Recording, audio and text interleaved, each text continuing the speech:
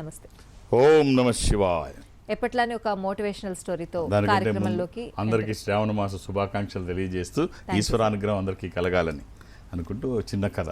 ఎప్పట్లాగే ఒక అరణ్యంలో ఒక సాధువు ఒక కుటీరాన్ని ఏర్పాటు చేసుకొని తపస్సు చేసుకుందామని చెప్పి అనుకున్నాడు. అదే అడవిలో ఒక వేటగాడు వచ్చి ఒక మంచి వేట ఈ అడవిలోకి వచ్చింది, అది ఎలాగన్నా సాధించాలి అని అక్కడికి వచ్చాడు. మధ్యాహ్నం వరకు తిరిగాడు, అలసట చెందాడు, దాహం వేసింది.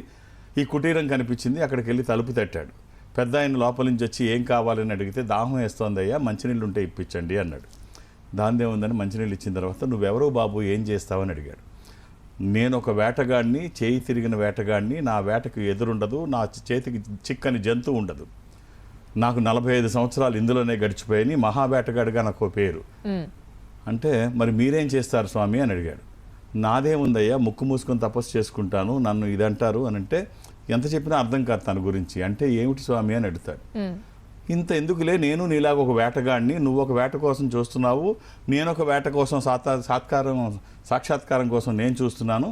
నా వేట నీ వేట దొరుకుతుంది అంటున్నావు, నా వేట చిన్నప్పటి నుంచి వృద్ధుడిని అయిపోయాను, ఇప్పుడు వరకు నాకు కనిపించలేదు, ఆ వేటలోనే నేనున్నానయ్యా అంటే అయ్యయ్యా పెద్ద అయినా అలాగా ఇప్పుడు దాకా దొరకకపోయినా ఇంత వయసు వచ్చినా ఇంకా వేటాడుతూనే ఉన్నావా, నీకు దొరకలేదా, అయితే నేను చేయి తిరిగిన వేటగాడిని, నాకు చెప్పు, నీ వేటను నేను తీసుకొచ్చి ఇచ్చేస్తాను, నాకు దొరకనిది ఏమీ ఉండదు అంటే ఎలా ఉంటుందో చెప్పు నీ వేట, నేను తెచ్చిస్తాను అంటే తెచ్చిస్తానంటున్నాడు.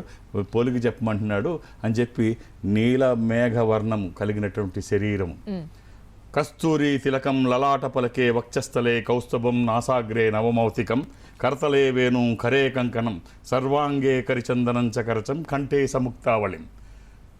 ఇది ఈ వర్ణంతో కలిగి ఉంటుంది ఈ శరీరం అంటే అని చెబుతూ కృష్ణుడి గురించి వర్ణిస్తూ కళ్ళమ్మటి నీళ్ళు అలా కారిపోతూ ఉంటాయి. ఏకదారి తన్మయత్వం, మునిగిపోయాడు అందులో కృష్ణవర్ణంలో కారిపోతుంటే అయ్యో పెద్ద ఆయన ఎందుకంత ఏడుస్తున్నావు, ఇప్పుడు ఈ పోలికతో ఉన్న వస్తువే కదా, జంతువే కదా కావాలి, నీకెందుకు నేను తెచ్చి పెడతా, నాన్ను తప్పించుకు వెళ్ళే సమస్య లేదు, నువ్వు అలా చూస్తుండు, నువ్వు అడిగిన తెచ్చి ఇచ్చేస్తా, నువ్వు వేడాల్సిన అవసరం లేదు, చిన్నప్పటి నుంచి వేటాడుతున్నాను అంటున్నావు కదా, ఇప్పుడు నేనున్నా నీకు అంటే తెచ్చిస్తానంటున్నాడు. ఏమనుకుంటున్నాడో ఏమో, సరే వాడికి ఆ ప్రయత్నం వాడు చేయి.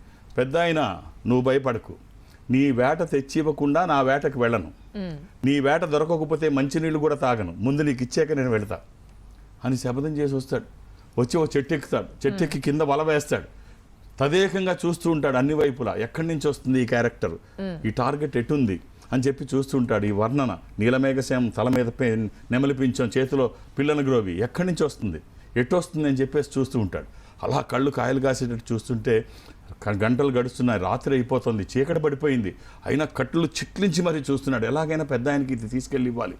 మర్చిపోయాడు, మంచినీళ్ళు దాహం వేస్తుందని మర్చిపోయాడు, ఆకలి వేస్తుందని మర్చిపోయాడు, నిద్ర వస్తుందన్నది మర్చిపోయాడు, తదేకంగా చూస్తున్నాడు. ఆ రోజు గడిచిపోయింది, 2వ రోజు గడిచింది, 3వ రోజు గడిచింది, 4వ రోజుకి వచ్చాడు.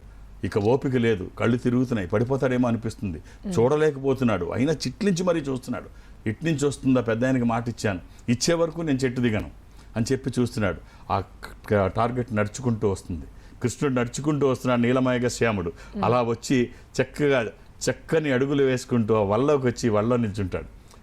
వచ్చేసింది దొరికేసింది, వేట దొరికిందని చెప్తూ లేని ఓపికని తెచ్చుకొని ఉత్సాహంగా చెట్టు మించి కిందకి దిగి ఆ వలని భుజాన్ని వేసుకొని ఈడ్చుకుంటూ ఆ ఇంటి దగ్గరికి వెళ్ళి కుటీరం దగ్గరికి వెళ్ళి తలుపు కొట్టి చాలా ఉత్సాహంగా లేని ఓపిక తెచ్చుకొని ఓ పెద్ద అయినా రా నీ వేట తీసుకొచ్చాను, ఓ పెద్ద అయినా రా నీ వేట తీసుకొచ్చాను అని చెప్పేసి అంటే వేట తేవడం ఏంటని డోర్ ఓపెన్ చేస్తాడు.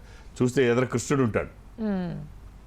ఓ కృష్ణ, ఏమిటయ్యా నీ లీల, అసలు చిన్నప్పటి నుంచి వృద్ధాప్యం వచ్చే వరకు నిన్నే కొలుస్తూ ఉన్నాను, ఇంతవరకు కనిపించలేదు, ఆ బోయేవాడికి దర్శనం ఇవ్వడం ఏమిటి, వాడు తీసుకురావడం ఏంటి, నువ్వు రావడం ఏమిటి అని చెప్పేసి అంటే అప్పుడు కృష్ణుడు అంటాడు, వాడికి ఇంకేం పని లేదు, నువ్వు చెప్పావు, చెప్పిన దగ్గర నుంచి నన్నే ఊహించుకుంటున్నాడు, నా ధ్యాస తప్ప మంచినీళ్ళు కూడా వాడు తాగలేదు, గుటక వేయడం కూడా మర్చిపోయాడు, ఆ కళ్ళు చిట్లించి మరి నా కోసం ప్రయత్నం చేశాడు, అంత ప్రయత్నం ఎవరూ చేయరు, వాడికి కనిపించకపోతే ఇంకెవడికి కనిపిస్తానన్నాడు. సో కట్ చేస్తే మనకి ఇది కథ ఏం చెప్తోంది అంటే, ఏ ప్రయత్నం చేసినా ఒక తపస్సులా చేయాలి, ఏ ప్రయత్నం చేసినా నిస్వార్థంగా చేయాలి, ఏ ప్రయత్నం చేసినా కల్మషం లేకుండా భగవంతుని కీర్తించాలి, ఖచ్చితంగా భగవంతుని మీ పక్కనే ఉంటాడు.